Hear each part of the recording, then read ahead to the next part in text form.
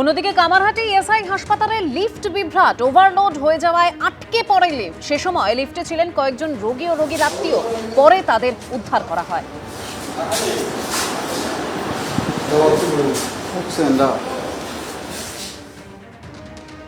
আসছি পরের খবরে। প্রধানমন্ত্রীর নেদারল্যান্ডসের সফরের পর ভারতে ফিরছে ঐতিহাসিক সম্পদ। নরেন্দ্র মোদীর সফরের দিনে ভারতের হাতে তুলে দেওয়া হলো 1000 বছরের বেশি পুরনো চোল যুগের আনাইমঙ্গলম তাম্রলিপি। 21টি বড় ও 3টি ছোট তাম্রপত্রে তামিল ভাষায় চোল সাম্রাজ্যের গৌরবময় ইতিহাসের বিবরণ রয়েছে। এই তাম্র শিলালিপিগুলি নেদারল্যান্ডসে লাইডেন প্লেটস নামেও পরিচিত। বহু বছর ধরে এগুলি ডাচদের দখলে ছিল, রাখা ছিল লাইডেন বিশ্ববিদ্যালয়ে। ভারতে ঐতিহাসিক সম্পদ ফিরে পেয়ে উচ্ছ্বসিত প্রধানমন্ত্রী। নেদারল্যান্ডস সরকারকে ধন্যবাদ জানিয়ে এক্স পোস্টে নরেন্দ্র মোদী লিখেছেন, আজ সব ভারতীয়দের কাছে জয়ের মুহূর্ত। রঘুনাথগঞ্জে সিপিএম এর প্রচারের টাকা নয় ছয়। মোহাম্মদ সেলিমকে চিঠি দিয়ে অভিযোগ রঘুনাথগঞ্জে সিপিএম প্রার্থীর। দলের প্রচারের জন্য 19 লক্ষ টাকা দিলেও সঠিকভাবে খরচ হয়নি।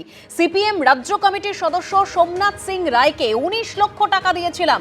প্রচারের জন্য 19 লক্ষ টাকা দিলেও সঠিকভাবে খরচ হয়নি। কংগ্রেস প্রার্থীর হয়ে কাজ করেছিলেন দলেরই রাজ্য কমিটির সদস্য। সিপিএম রাজ্য সম্পাদককে চিঠি দিয়ে অভিযোগ দলীয় প্রার্থী আবুল হাসনাতের। সিপিএম রাজ্য কমিটির সদস্য সোমনাথ সিং রায়ের প্রতিক্রিয়া এখনো পাওয়া যায়নি।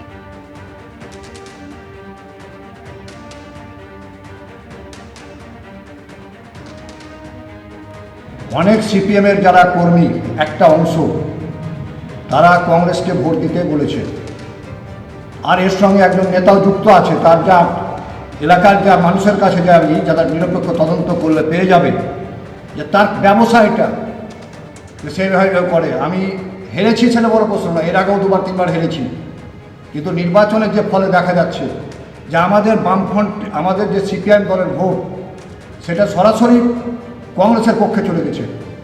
কংগ্রেসের যে ভোটটা পাওয়ার কথা নয়, কংগ্রেসের সাংগঠনিক যে শক্তি, সেই শক্তিতে যে ভোটটা পাওয়ার কথা নয় সেটা চলে গেছে। গুটি কয়েক নেতা যদি এইরকম করে ভোটের সময়, তারা যদি নিজের দলের প্রতীকের বিরুদ্ধে ভোট করে, এইরকম বেইমান গাদ্দার দলে থাকা থেকে না থাকাই ভালো। হাওড়া স্টেশন চত্বরকে বেআইনি দখলদার মুক্ত করতে এবার পদক্ষেপ। রেলযাত্রীদের সুবিধার্থে বেআইনি দখলদার মুক্ত করতে চলল বুলডোজার।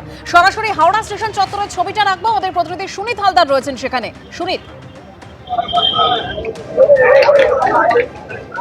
দেখো দেবস্মিতা, আজ রাত 11টা থেকে অপারেশন শুরু হয়। এই অপারেশনের দায়িত্বে ছিল আরপিএফ এবং রেল পুলিশ। এই মুহূর্তে দেখা যাচ্ছে অপারেশন চলছে। যেটা জানা যাচ্ছে যে হাওড়া স্টেশনের যে বাইরে যেসব জায়গাগুলোকে, যে ফুটপাত বিশেষত দখল হয়ে গেছে, ছোট ছোট ব্যবসায়ীরা সেখানে দোকান খুলে বিভিন্ন খাদ্যদ্রব্য তারা বিক্রি করত, হোটেল চালাতো এবং নানা ধরনের ব্যবসা করত। শুধু তাই নয়, স্টেশনের বাইরেতে ফলওয়ালা থেকে আরম্ভ করে নানা ধরনের প্লাস্টিকের খেলনা নিয়ে যেসব হকাররা বসে থাকতো। এর ফলে কিন্তু যাত্রীরা চরম অসুবিধার মুখে সম্মুখীন হতো। এবং শুধু তাই নয়, যাত্রীরা বাদেও যেসব গাড়িগুলো আছে, ট্যাক্সিগুলো আছে, সেগুলো কিন্তু রাস্তা সরু হয়ে যেত।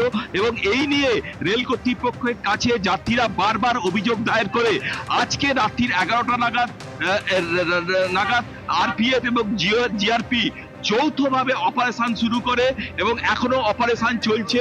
সামনে বুলডোজার আছে, বুলডোজার দিয়ে এই যেসব অবৈধ নির্মাণ ছিল, ফুটপাতের উপর যেসব দোকানগুলো ছিল, সেগুলোকে ভেঙে গুড়িয়ে দেওয়া হয়। এবং শুধু তাই নয়, যত দোকানগুলো আছে সেগুলোকে খালি করে দেওয়া হয় এবং যারা দখলদার তাদেরকে ওইখান থেকে সরিয়ে দেওয়া হয়।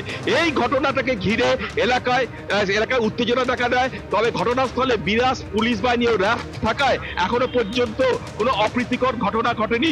গোটা পরিস্থিতি কিন্তু নিয়ন্ত্রণে আছে এবং হাওড়া স্টেশনের বাইরে কিন্তু যাত্রীদের ফ্রি মুভমেন্টের জন্য বেআইনি দখলদারি কিন্তু উচ্ছেদ হয়ে গেল আজ রাতেই। ধন্যবাদ সুনীত। এবিপি আনন্দ, এগিয়ে থাকে, এগিয়ে রাখে।